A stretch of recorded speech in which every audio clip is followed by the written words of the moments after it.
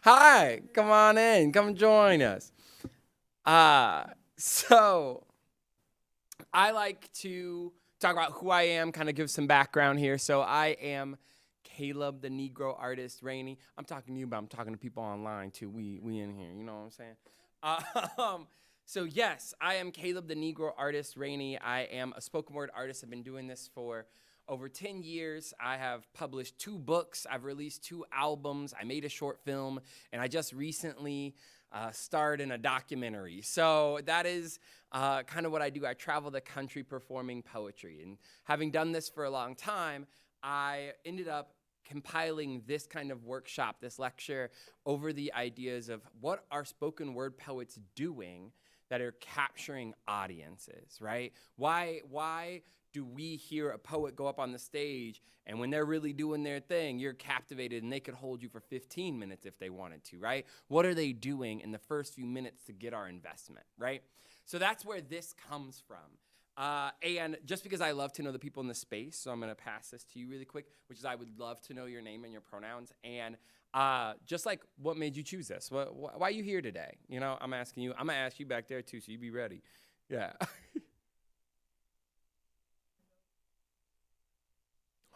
Yes, I saw that. Branching out, I like it. So, okay. Thank you. What do you usually write? Oh, journalism and poetry sometimes are at odds, though. So that's interesting that you hold both. Mm, gotcha. You've moved on. You know, you've elevated to poetry. I like that. Okay. Nice. Just any broad. Well, that's me. I'm genre is funny to me. I think we can talk about that later. You know what I'm saying? Back there. What about you?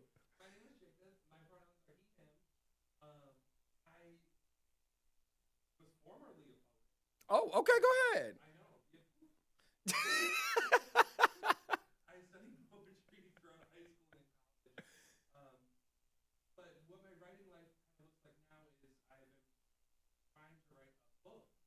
Ooh, come on now. That's not easy. That's not slight work. Not for the faint of heart, as they say. Mmm. Uh huh. Uh huh. Any giant project's kind of like that. I get that. Thank you both for being here, and we'll keep chugging right along. I'm Caleb. My pronouns are he, him. Just to let you know. And the topics that I usually talk about, right, is I tackle 3 major things. I talk about race relations in America. I talk about love and heartbreak and the soft stuff because I'm actually just a big softy. And then I write about intersectionality, right? How all of our different identities come together, push us forward. How do they inform one another? That kind of thing. So those are the 3 things I talk about, and I'm here for this workshop because I'm really excited to share these ideas with you. So I think a lot of people watch spoken word specifically and they go like, I could never do that, right? And so this is not for me to tell you like how to make a spoken word poem, though, I mean, I actually did a workshop here months ago that was kind of like that. But this is more about, all right, sure, maybe you don't write spoken word, but what are they doing? What techniques are they using? Can you steal for yourself, right? Because they're doing something right, because they are getting millions of views, and that's one of the things that we'll talk about here. So before we dive in, I like to give background. One of the things that is really important to me, this is my Frankenstein's monster, which is slam and spoken word. What's the difference, right? And do we know the difference? You can be like, no, that's fine. Most people don't. That's okay. But this is why I'm here, which is, so spoken word is this giant umbrella, right? And so many different pieces of art fall under that. I'm talking not just poetry, performance poetry, but we're talking, monologues, theatrical monologues. We're talking comedy. We're talking so many other things fall under this big umbrella, right? And then when we say spoken word, we're usually thinking of spoken word poetry, right? And that's where we end up sliding into our mistake of calling it slam poetry. Because slam poetry doesn't exist. Slam is just a competition. So the best example I can give, and I'm not even a sports guy, but this is the best thing I can give you, right, is like You an NBA basketball player, but you did the slam dunk competition, right? And you did the slam dunk competition. You're real good at it. The people know you from that, right? But what people don't say is, oh, so you're that dunker. No, I'm a basketball player. I just happen to do that one competition, right? And so that's what slam is, because slam is simply the competition. It is 3 rounds. It's usually 12 to 15 different poets. They go up there. They spit 3 minutes of a poem. It could be any kind of poem. You could go up there. You could spit a haiku if you wanted to. I've seen it. It actually does okay. And what happens is after you perform in that 3 minutes, the judges, there will be 5 judges in the audience. They raise up their score of a score between 0 and 10, right? And the highest and the lowest score get dropped. Those middle 3 get put together, and that's your score. And based off that score, if you scored high enough, you move on to the next round, right? So that's it. That's a slam. That's the competition. There are certain rules. You can only get 3 minutes. You can't use props or costumes, right? You can only make sounds that come from your body. You can't bring up a guitar, right? Like, you can't be doing that. But those are the only rules. What happens, though, is that there becomes this trend. People learn what scores well for the audience, because those judges are just random judges. Those aren't professors. Those aren't, Nobel Peace. I can't even say that phrase right now. They are not award-winning people who are going to be your judges necessarily. They're just people who showed up and said, I want to hear some poetry today. Because poetry, especially slam poetry, believes in the idea. A slam believes that everyone has the right to say, that art was good or not. It resonated with me or not. It moved me. It meant something to me. We all have the right to do that. Not just the people who studied it for, a decade on. Not just the people who have the accolades to say, I know what real poetry. No. Slam poetry competitions, the community there believes everyone should have the right to judge. So it could be a random judgment. So slams get real crazy. And people start learning, all right, how do I score well? And that's where we end up with people who say, well, that's a slam poem. Because it starts sounding like some of the poems that we've heard before that scored well. Because if you start writing to win a competition, you start stealing techniques, right? The same way someone said, all right, that Michael Jordan dunk, right? I'm going to start practicing that every day. And that's going to be a dunk you see me do often. Same idea, right? But there are different ways to do that, and there aren't any actual rules about what your poem has to do. So that's my Frankenstein's monster. Hi, come on in. And that is something I always have to give to almost all of my workshops, that context, because a lot of people will use those interchangeably. Be like, that's a slam poem or a spoken word piece. And to me, they're a little different. A little nuance exists. I won't shame you, but I like to give context. Now, the other thing that's really important for this workshop, right? We're going to be talking about what hooks an audience, right? What spoken word poets are doing to really capture them. And we are going to be using button poetry as our base. Now, button poetry is, I like to name as an educator, like when we're only using one source, right? And knowing how narrow our view is. So button poetry is not the only place that you can find spoken word poetry online, but it is the founder. It is the biggest archive that you can find of different poets from all different backgrounds performing their poetry in national poetry slams and regional things, small open mics in different towns. That is going to be your biggest base. So if on YouTube you look up button poetry, you'll find thousands of videos, right? And some of the biggest names we know in the country are found on button poetry. So that's what we're going to use because it's the biggest base, but it's not the only place. There are other places that you can find poetry. There's other budding platforms. Right About Now is one of them. Voices in Power. There's another one slipping in my brain right now. Ghost Poetry Show. These are places that are starting to really produce more poets and footage that you can find. But we're using button poetry kind of like it's the Shakespeare, right? It was the first to say, let's put a whole bunch of poets on YouTube. Let's make sure everyone can see it, even if they weren't in the crowd. And we're using it because it is the biggest one used on social media. Now, the way that this workshop is designed is that we are going to be looking at poems that hook the audience within the first minute. And we're looking at the ones on button poetry because those are the most popular. And we look at the first minute because back in the day, we're talking, maybe a year or so ago, social media used to only show you the first minute of a video, right? It showed you the first minute, and you had to click continue watching. You had to decide whether you were invested in that video or not. And this is in the same era that button poetry is getting huge, right? And this past decade, that's kind of the way that social media in videos worked, is you either had a minute or you could commit to more after that minute. And button poetry has the most videos that have been shown on your Facebook, on your Instagram, all of those things. And so we will watch the first minute of these biggest videos, and we'll stop right at that minute. And we'll see, what did they do in that minute for us to go, all right, I'll click continue watching. And that's going to be kind of our base to see what's working and what's not, and what kind of trends there are. So I went through a whole bunch of button videos. I watched the ones that were the most viewed. So we are based off of the ones who have the top 10 to 15 views on the internet, right? We're looking at those numbers, and we'll watch the first minute. When you look at those videos, there are a couple of trends that you'll start to see. And so there are 3 major techniques that I see happening in these biggest videos, these millions of views videos. And so that's what we'll talk about. So first, I want us to, the way this is going to work is we're going to watch one or two videos, but just the first minute. We'll talk about it. We'll have some space to just give our general response. How did we feel about it? Did we like it? Are we hooked? Do we want to know more? What was entertaining about it? And then I'll kind of tell you what that technique is that I see being used. And then we'll kind of move on each way through each technique. That makes sense? Give me some nods. We in it? Great. Cool. So this first one is by Jesse Parent, and it has 4.7 million views. Imagine anything you've written having 4.7 million viewers on it. 4.7, even if we half that, we say half of them just watched it twice. Sure. Give me 2.35, right? Is that what math is? Whew, tough. I tested myself on a stage. I don't know why I did that. Is that right?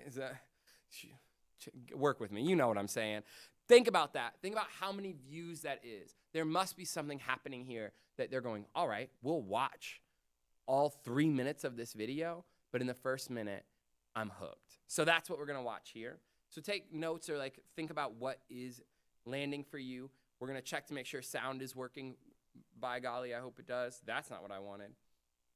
But this is called To the Boys Who May One Day Date My Daughter. And all of a sudden now this video doesn't want to work. So that's really cool for me. Let's try to watch it on YouTube and see if that makes it better. Don't judge my messy desktop.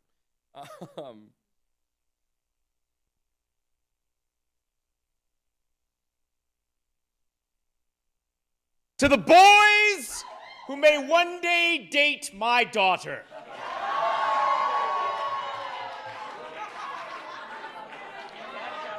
I have been waiting for you. Since before her birth, since before my spark took hold and ignited the fire in her mother's belly, I have been training to kill you. When you took your first steps, I was preparing to make it so you never walked again. When you played at war, I was perfecting headshots. You can't catch up at this point. And when you first meet my daughter and fall in love with the look she sends over her shoulder, her crescent moon eyes framing her laughing smile, you are gonna want to talk to her. And when those hours pass by like sprinters during that first timeless conversation, you will also know, with a deep and impending sense of dread, that you are going to have to talk to me when you first come to... And that's about a minute for you. So that's where we're at. What have we established? What did we feel about that? What were your thoughts? It's humorous. It's funny. Quick extra question. Do you think that this was at a slam competition? No, why? Yes, that will happen at a slam competition. The crowd is crazy, but he had a prop. He had a toy. So I wasn't here. I don't know this, but I know that it wasn't at a slam because he's got a prop. So he must have just been doing this for fun, which we love to see. But yes, in that first minute, he's humorous, right? And he's got clear direction. So let's see what else happens in the next video that I want to show you all, which is our following example. This is going to be so fun because I'm not usually going to have to toggle between these two. So here's the life we live, and that's fine. I wonder if it was just that one. It was. Okay, cool. So this has got 4.4 million views, and this is titled When the Fat Girl Gets Skinny.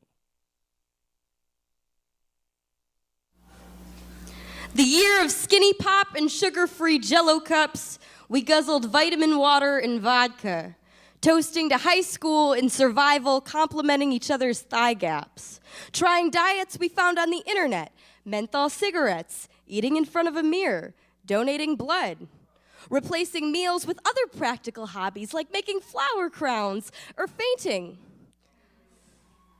wondering why I haven't had my period in months, or why breakfast tastes like giving up, or how many more productive ways I could have spent my time today besides Googling the calories in the glue of a U.S. envelope, watching America's Next Top Model like the gospel, hunching naked over a bathroom scale shrine, crying into an empty bowl of Cocoa Puffs because I only feel pretty when I'm hungry. If you are not recovering, you are dying. By the time I was 16, I had already experienced being clinically overweight, underweight, and obese. As a child. And that'll be our minute there. All right. I see some thoughts there. You want to share those?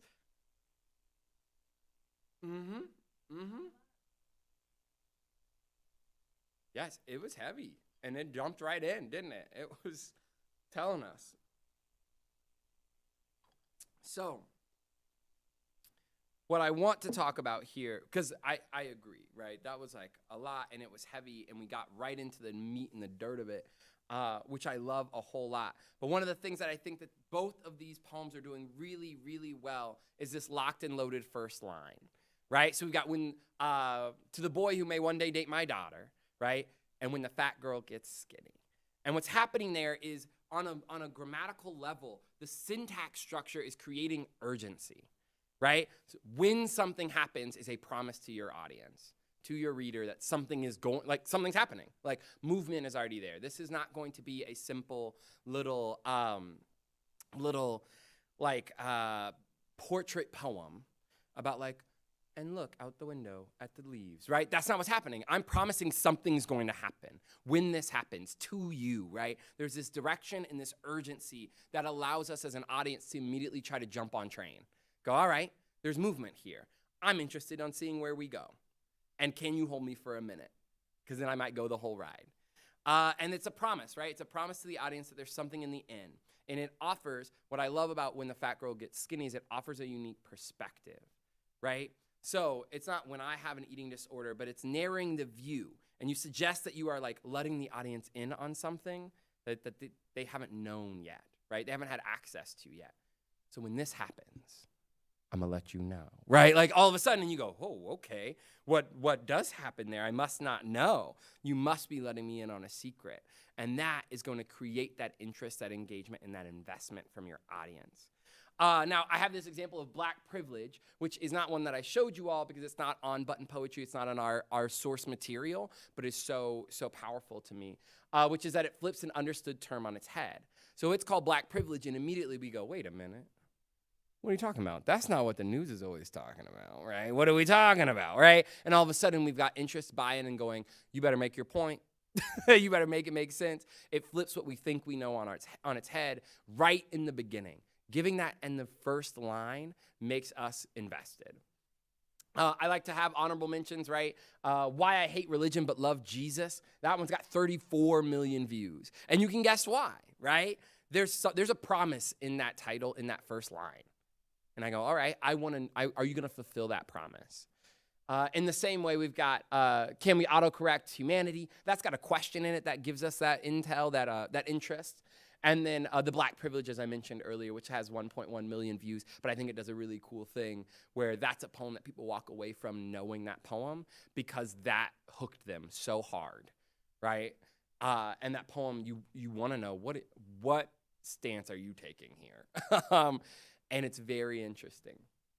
So the locked and loaded first line, that's the one where we are looking at our sentence structure. So if you're sitting down with a poem, a story, your novel, every chapter should have a locked and loaded first line. Should have something that's making me go, there's going to be direction and movement in this poem, in this chapter, in this essay. These are the ways that you're going to get your audience, what's the word I want? Subliminally. My tongue is funny today. Subliminally to go, oh, that's happening. There's movement and I'm invested whether I know it or not.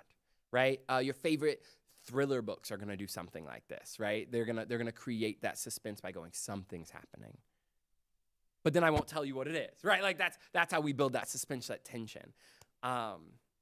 Comedians will do the same thing. That's what we talk about when I had a friend of mine who's a really established comedian talk about comedy is just giving your audience one end of the rubber band and holding it and holding it and holding it and finding the perfect time to let it go, right? That's the same thing here. There's a promise there, and I'm going to build tension, and I'm going to keep you holding that, and you want to know what happens. How far can this rubber band go? That's the investment that you're trying to get from your audience.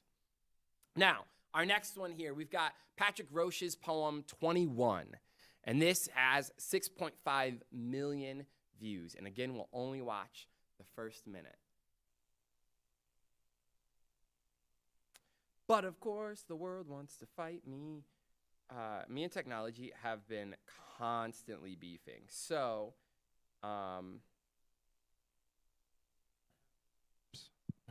now would be a good time to discuss something with you folks, fine folks in this room. For the people who are watching online, they can't hear what we say unless we say it into the microphone. Do you feel comfortable if I just say with the microphone, and when we want to say something, I'll instinctively you can say no. give it to you? Oh, you usually like, yeah. All right, bet. Do you feel, is that cool? Okay, wonderful. Perfect. Thank you. All right, let's see if this will work for me. Who knows? Donald Trump wakes up thinking Great. about I love himself, this for our lives. how to enrich himself and his billionaire friends, stay out I of don't wanna jail, hear and that. give himself more power. Kamala Harris That's not will what I'm walk here for across the today. aisle. I'd You love to guys- talk about poetry. All right, that's what I'm here for today. All right, here we go.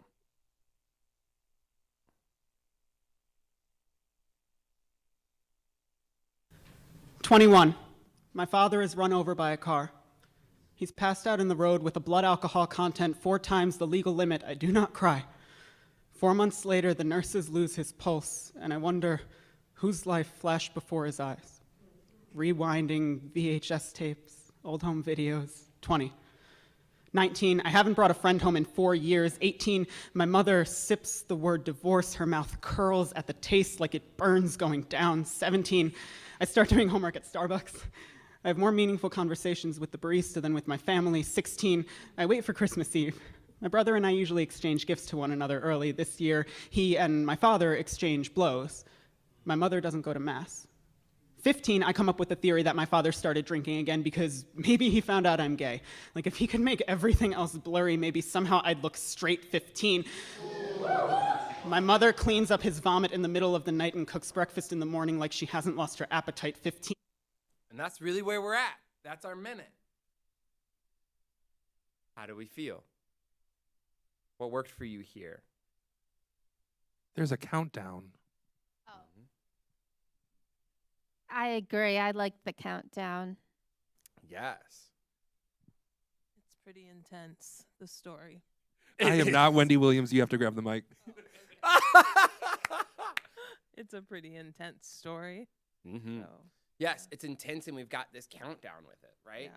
Both notable. Thank you. We're gonna move. I'll show you the next one, and then we'll discuss it here. Let's see how much this slideshow hates me today. I don't usually beef this hard, but we'll see. And there it is. All right, cool. Give me just a second. I appreciate your patience in all this, y'all.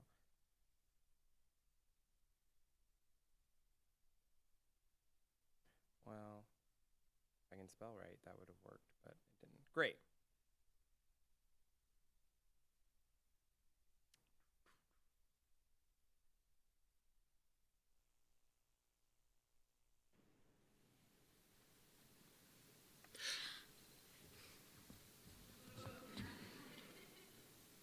The first day I realized I was black, it was 2000.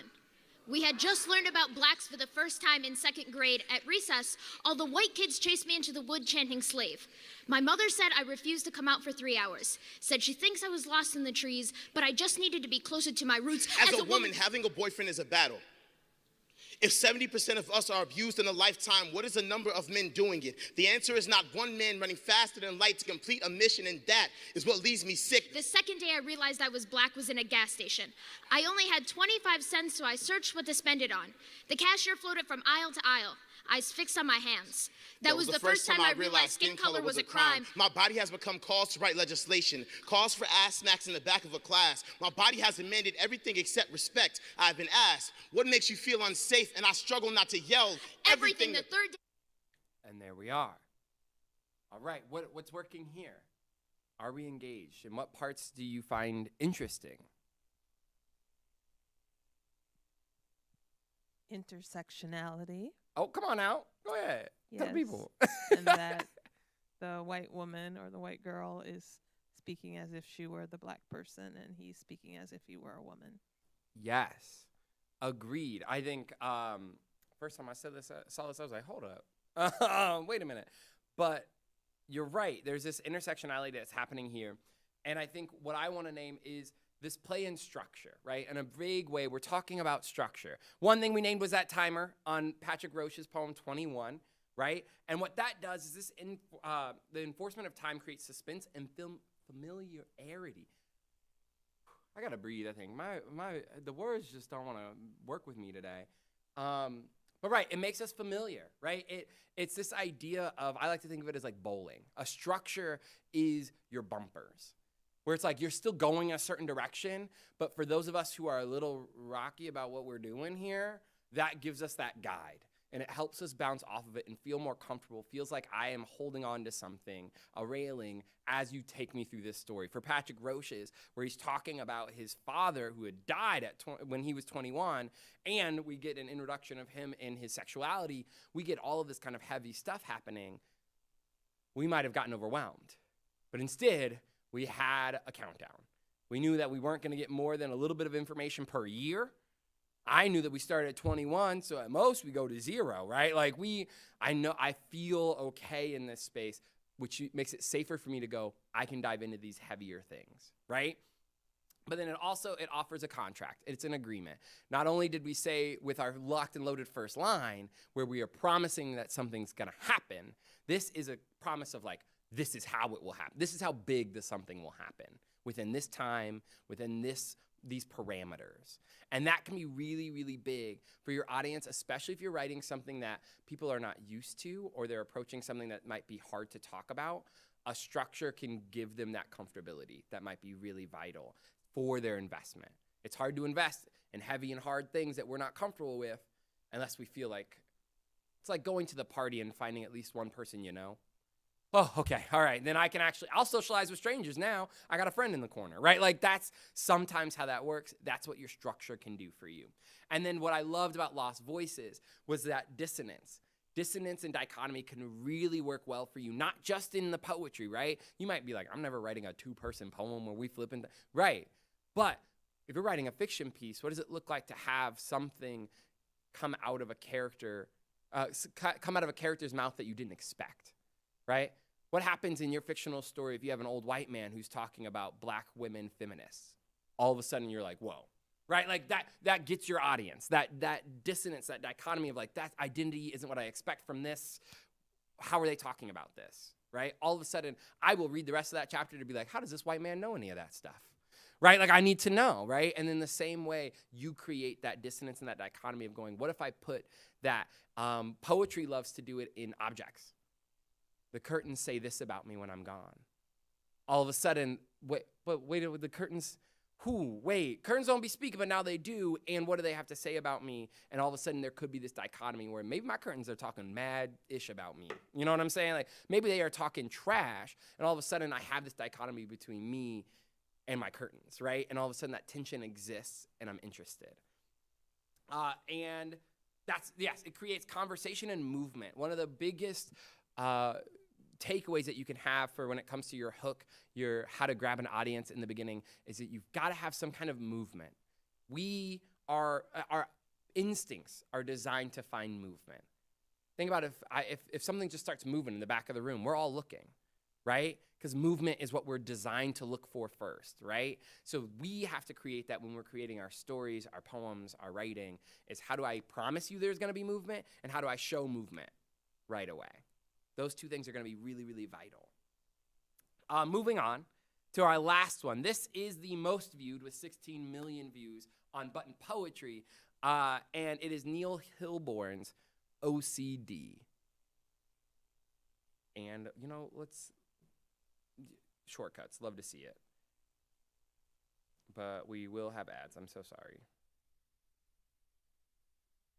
Or not. I hope we got sound in this one. Yes, we do. The first time I saw her. I apologize, I'll start at the very beginning here. The first time I saw her, everything in my head went quiet. All the tics, all the constantly refreshing images just disappeared. When you have obsessive compulsive disorder, you don't really get quiet moments. Even in bed, I'm thinking, the lock the door yet, the washman's yet, the lock the door yet, the washman's yet. When I saw her, the only thing I could think about was the hairpin curve of her lips, or the eyelash on her cheek, the eyelash on her cheek, the eyelash on her cheek. I knew I had to talk to her. I asked her out 6 times. In 30 seconds. She said yes after the third one, but none of them felt right, so I had to keep going. On our first date, I spent more time organizing my meal by color than I did eating or fucking talking to her. But she loved it. She loved that I had to kiss her goodbye 16 times or 24 times if it was Wednesday. She loved it took me forever to walk home because there are lots of cracks on our sidewalk. When we moved in together, she said she felt safe, like no one would ever rob us because I definitely locked the door 18 times. I'd always watch her mouth when she talked, when she talked, when she talked, when she talked, when she talked. When she said she loved me, her mouth would curl up at the edges. At night, she'd lay in bed and watch me turn all the lights off and on and off and on and off and on and off and on and off and on and off and on and off. She'd close her eyes and imagine that days and nights were just passing in front of her. Whew, I went a little far because I got invested. Yeah, what's happening in this poem? What are thoughts, feelings, reactions? Oh, I can take silence. That's okay. I'll accept it. It takes you inside of an experience that you may or may not necessarily know. Yes. Be familiar with. Yes, if you're not familiar with OCD, this feels real. But it really left me guessing as to what would happen to the relationship as well, because he has a lot of challenges. Yes, we, in the first minute, experienced a lot, right? And he's talking about being in a relationship. So you would think, so she's experienced a lot. What does that look like? How does this relationship work? Both noted, both important. You're seeing it. We'll talk about it and we'll name it in a second. Did you have a thought? You seem like you had one, so I'm checking in with you. Not at this time. Heard. Then let's slide to the next poem here, which is Sabrina Benaim's Explaining My Depression to My Mother. And this has 10.2 million views.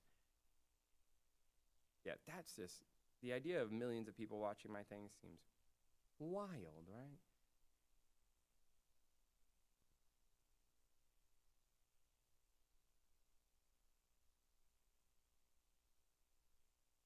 Explaining my depression to my mother, a conversation. Mom, my depression is a shapeshifter. One day it is as small as a firefly in the palm of a bear. The next, it's the bear. On those days, I play dead until the bear leaves me alone. I call the bad days the dark days. Mom says try lighting candles. When I see a candle, I see the flesh of a church. The flicker of a flame, sparks of a memory younger than noon. I am standing beside her open casket. It is the moment I learn every person I ever come to know will someday die. Besides, Mom, I'm not afraid of the dark. Perhaps that's part of the problem. Mom says I thought the problem was that you can't get out of bed. I can't. Anxiety holds me a hostage inside of my house, inside of my head. Mom says, where did anxiety come from? Anxiety is the cousin visiting from out of town. Depression felt obligated to bring to the party. Mom. I am the party, is that line? All right. Thoughts, feelings, reactions? One thing that's important for me to name in this is we see that she's really like activated in this poem. We see a lot of movement here. I think it's really important to name this because I think sometimes we get the wrong message from this. Later, she names that she is having a genuine panic attack as she performs this poem in this video. So we are seeing a true panic attack that's, you know, being like pushed through, so to speak, being performed through that, right?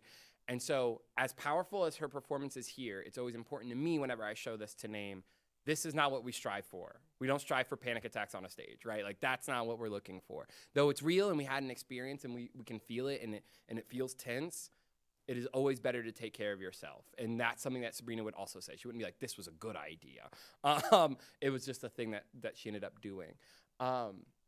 So I want to name that because some people will try to reach for that performance kind of level. And I want to name that's not a healthy level. We're not reaching for that. And that's not why I'm showing you this here. Though I do think that does have a little bit of power, right? I do think that's part of the takeaway here is we feel the genuine tension that she's embodying because she's truly feeling that in this moment. But there's also something happening in the writing, and I'll talk about it in just a second, but I have one more poem I want to show you. It's not in the top 10, even though all the other poems I showed you were in the top 10. It is actually in the top 15, but it is just personally one of my favorites, so that's why you'll see the millions views dropped a little bit to 2.4. I'd still be very happy with 2.4 million eyes on my work, but this is Javon Johnson's "'Cause He's Black." And I guess you're going to see this ad I'm getting for whatever this is. Grambly, how cute. All right.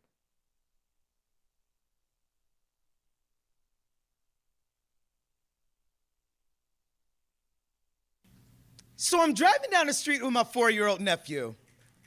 He knocking back a juice box, me a Snapple. Today, y'all, we are doing manly shit.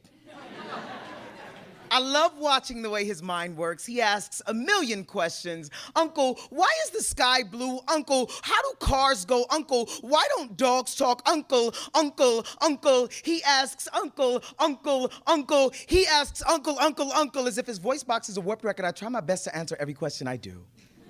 I say it's because the way the sun lights up the outer space is because engines make the wheels go. It's because their minds aren't quite like ours. I say yes, no, no, yes, no, yes, no. I don't know. Who knows? Maybe we laugh.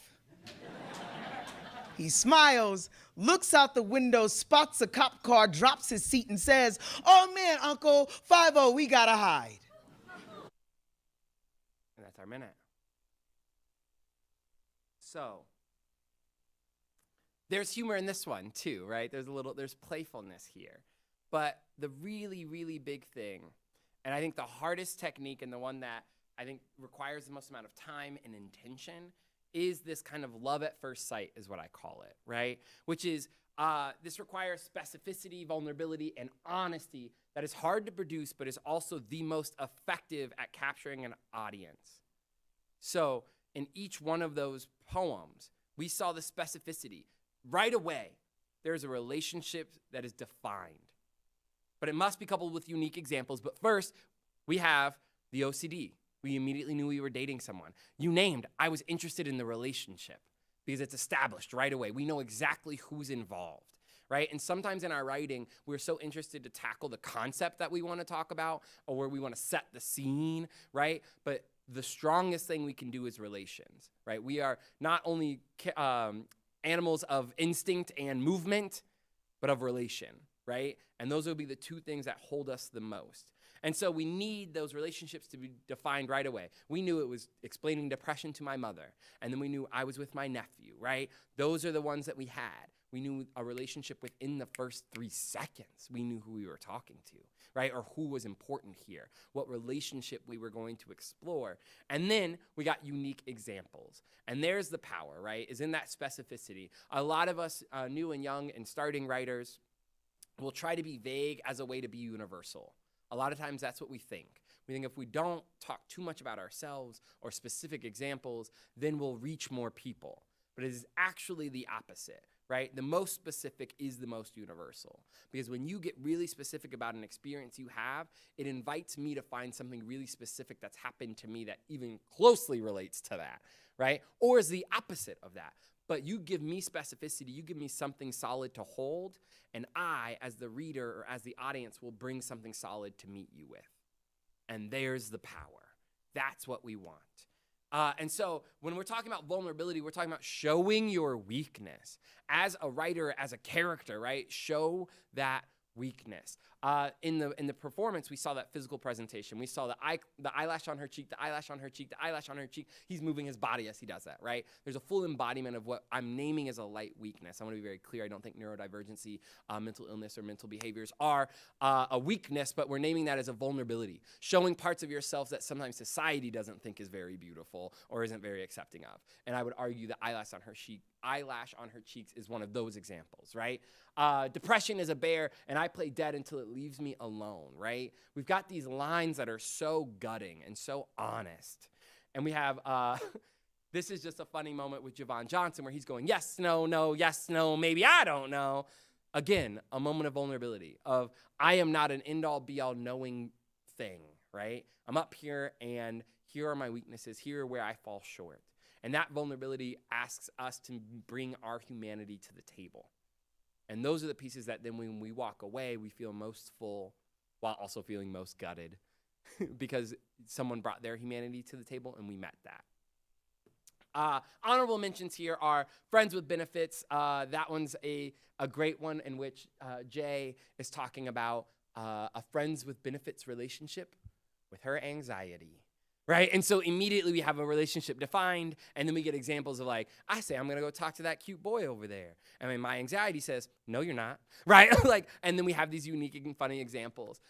Similarly, we have Rape Joke, which is a team group, a teenager group performing that, and that is tough. And Say No by Olivia Gatwood and Megan Fally. These are poems that are other examples that aren't unbuttoned poetry that are doing the same thing, which is that within that first minute, I feel like I either know you, I'm your best friend, or I want to hug you, right? Like, that's what happens there. And in the first minute, that should really be your goal. No matter what you're writing, even if you're writing a larger story, and the story does matter, but movement and relationship, establish those first, and you can write a story for the next 300 pages because you've got me, right?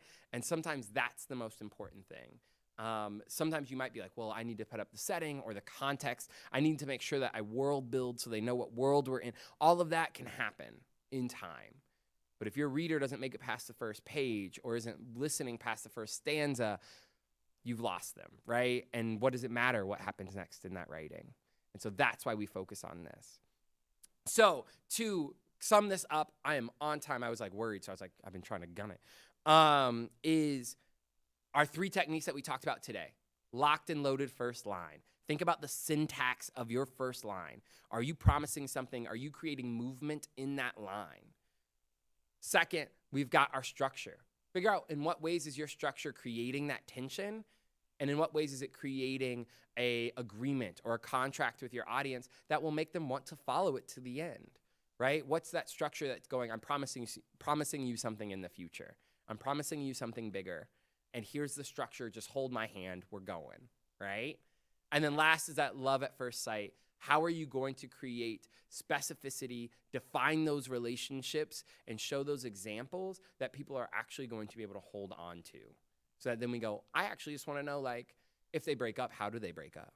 Like, what happens? Who says what, right? Like, because I want to know specificity because you've already given me some. And I'm already invested in that relationship.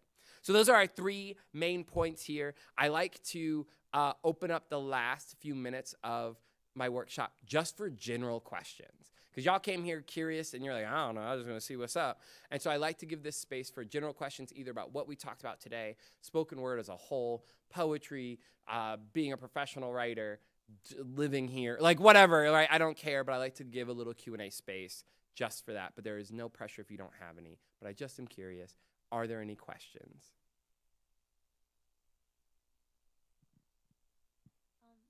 Can you give us some examples of the spoken poetry that you do? That I do? Yeah. You're asking me to perform? Love it. Yes, I can do that. I mean, sure. Yeah. Easy. Slight work, light work. I can absolutely do that. Will you actually then hand me that mic stand and that mic so that I can go here? Performing at a podium is very strange. So that I can do. And let's see if I can employ one of the tactics.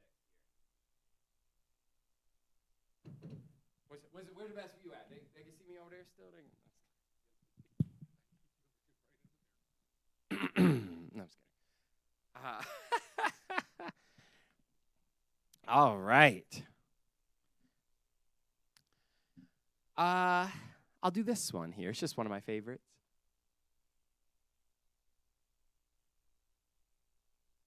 Mike, an old white man, looks me in my eyes and asks me why black men don't want to be good dads.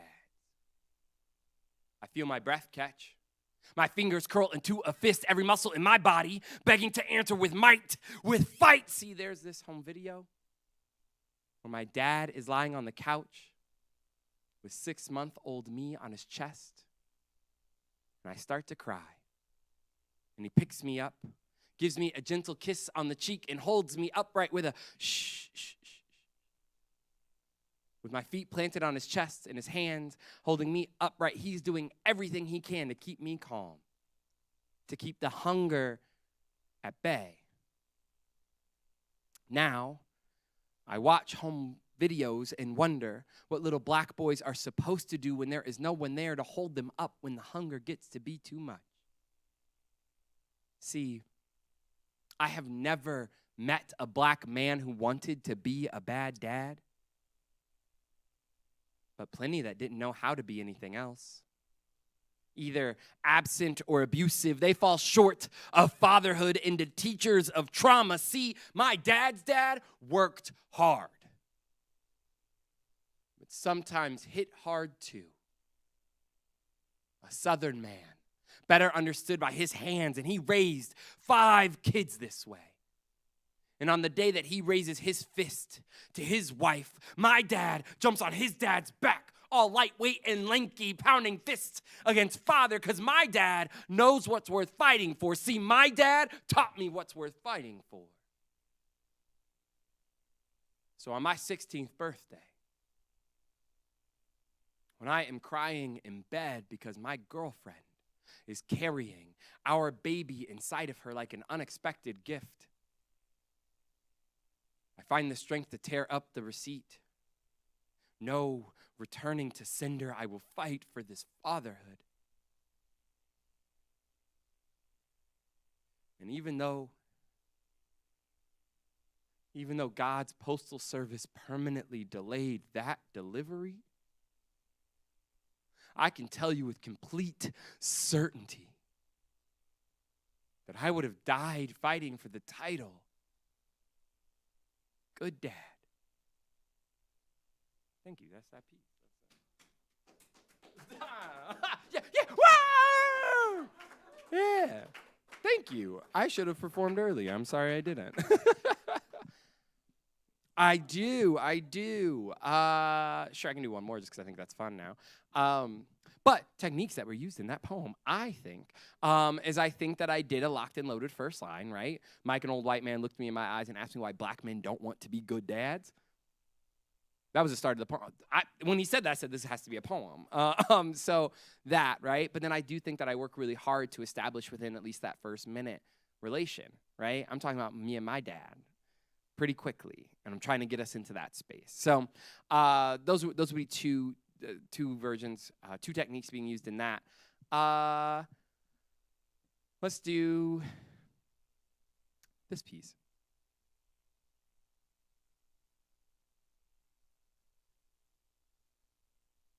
So my sister and I do this thing where we don't finish each other's sentences, we straight up steal them. Whole words and phrases said simultaneously, and then immediately we look at each other and say, let me be my own person. And then we laugh.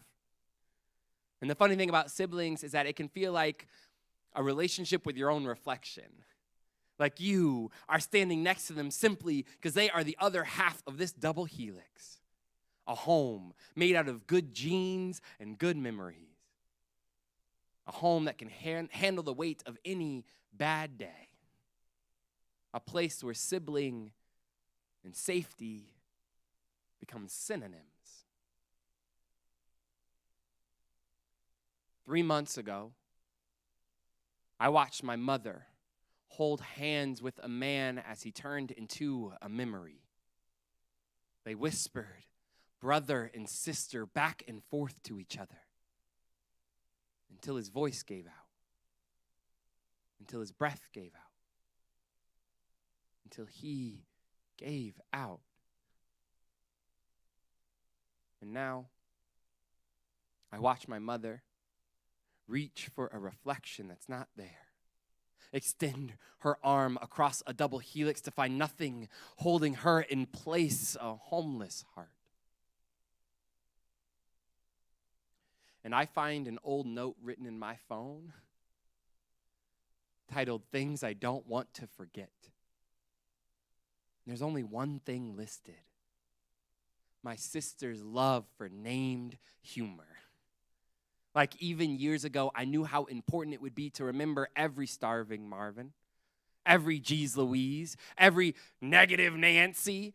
Like even years ago, I knew that the biggest loss I could ever have is forgetting my sister's laugh. How I can always find home in our humor. How I can always count on it. How it can change how I see a single day. My mom has a hard time looking today in the eyes now. Knows that she'll be doing it alone now. On her own now.